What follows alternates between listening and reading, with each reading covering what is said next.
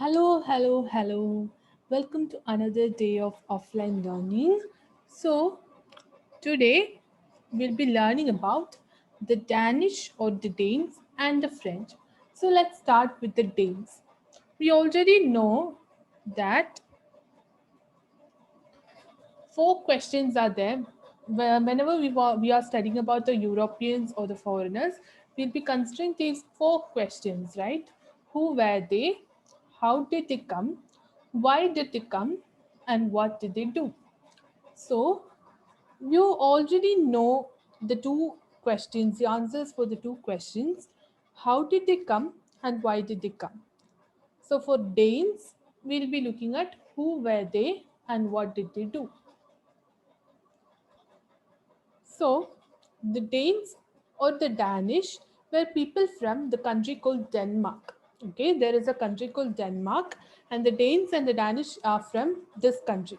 So, they are merchants and traders who came to India for trade, right? So, what did they do in India? So, on this date, March 17, 1616, on this date, the King of Denmark, his name is Christian IV, right? The King of Denmark, Christian IV, issued a charter and created a Danish East India Company. So, what did the King of Denmark do? So, he gave permission. He issued a charter. Charter means an order, okay, and created the Danish East India Company. When did the king create the Danish East India Company? March 17, 1616. And then what happened? The Danes came to India, okay, for conducting trade. And they established settlement at Tranquebar. Tranquebar is in Tamil Nadu. I'll tell you which place Tranquebar is. So Tranquebar in Tamil Nadu in the year 1620, and Serampur, which is in Bengal in the year 1676. So they established two settlements in India, Tranquebar and Serampur. The settlement at Tranquebar was established in 1620, and the settlement in Serampur, okay, uh, the settlement in Serampur was established in 1676. And Serampur was their headquarters in India. Okay, their capital in India was this place, Serampur, which was established in 1676. Okay, and but what happened is that though the Danes came here and started conducting trade, they failed to become strong. They were not really strong. Okay, so what happened? They had to leave India because already there were a lot of foreigners in India, right? The Portuguese, the Dutch, the English, and then last the French also came. So the Danes couldn't compete with them. ரொம்ப காம்படிஷனாக இருந்தது. So but they failed அந்த competitionல. So what happened? They sold their settlements in India. Okay, they had lots of settlements in India. அது வந்தெல்லாம் what did they do? They sold it with the time to who? The British, right? The British in 1845. So they were not really strong, and they sold their settlements in India to the British in 1845. So that's it about the Danes. Now let's see who the French were. So this part you really need to listen carefully because there are a lot of information about the French here. So we already know the why did they come, how did they come, right? Now let's see who they were. So remember this: the French were people from the country called France.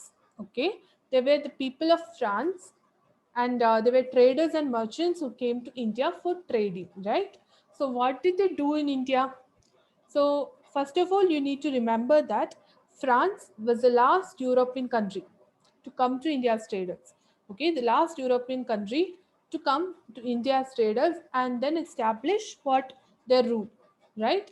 So in the year 1664, remember this year, 1664, the French East India Company, okay, the East India Company of the French, the Company of the French was formed by Colbert.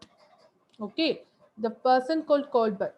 So Colbert, he was a minister of King Louis XIV. King Louis XIV. King Louis XIV was the Raja or the king of France, right? In the King Louis order, minister than Colbert.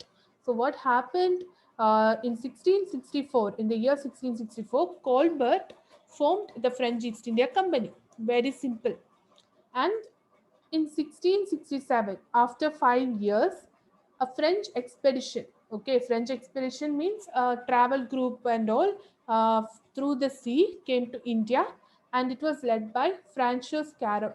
Okay, Francis Caron came to India with a French expedition in 1667. Okay, for what? Trading. And Caron, what did he do? He founded the first French factory in India at Surat.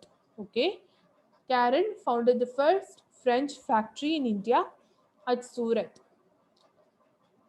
In 1669, Marcara, okay, Francis Marcara, another person, what did he do? He founded the second factory at Masulipattanam.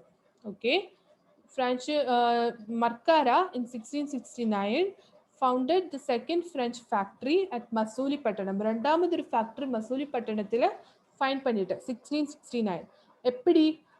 He got a permission or a patent, okay, from the Sultan of Golconda. The Sultan of Golconda, he gave permission to Marcara, and in 1669, Marcara founded the French factory at Masulipattanam. Now in 1673, what happened? Pondicherry. Okay, Pondicherry is a very famous French settlement. So in 1673, the settlement of Pondicherry was founded by a person called Martin. Okay, who founded the settlement of Pondicherry? Martin. In which year? In 1673. How did he find it? So he received a grant. Okay, grant means help, financial help. Okay, financial and other kind of help, a grant or a permission, etc. So from Sher Khan Lodi, okay, from a person called Sher Khan Lodi, and Sher Khan Lodi was the ruler of Bijapur. Okay, so the ruler of Bijapur, Sher Khan Lodi, gave permission to Martin for what? To establishing a settlement at Pondicherry in the year 1673. And Pondicherry was the most important, it became the most important and prosperous French settlement. ரொம்ப வெல்த்தியான, ரொம்ப important ஆன French settlement in India. Okay, always remember the name Pondicherry. And then what happened? This Martin, what did he do? He also built a fort, right? When you learned about the Dutch and the British, they were building forts, right, in India and in Tamil Nadu. Just like that, Francis Martin, he built a fort in India, and it is in Pondicherry. And the name of that fort is Saint Louis. Okay, a fort known as Saint Louis. It was built by Francis Martin in Pondicherry. In 1673, again that same year in which Pondicherry was founded, another thing also happened. The French got permission to build a township at Chandranagar. Okay, Chandranagar, a place called Chandranagar. In 1673, the French obtained permission to establish a township at Chandranagar. Who gave permission? Shaista Khan. Okay, his name is Shaista Khan. Just remember the name Shaista Khan. We'll discuss who Shaista Khan is in our class. Okay, so in 1673, two things happened. Okay, 1673, two things. Remember, Pondicherry was founded by Martin, and also in the same year, the French got permission to build a township at Chandranagar. Okay, so there will be a confusion who gave permission for both of them, right? So remember, Sher Khan Lodi gave permission to found Pondicherry, and Shaista Khan gave permission to establish a township at Chandranagar. Okay, Pondicherry, Sher Khan Lodi, and Chandranagar, Shaista Khan. So don't get confused with these two names. And then the French East India Company established many factories and trading centers, right? So they had some factories in Mahi, Karaikal, Balasore, and Kasim Basar. Okay, four places: Mahi, Karaikal, Balazore, and Kasim Basar. They also established these factories there. Then we talked about Surat, right? Surat also they have a factory. Then an important settlement is Pondicherry, and they have a township at Chandranagar. So remember these names, okay?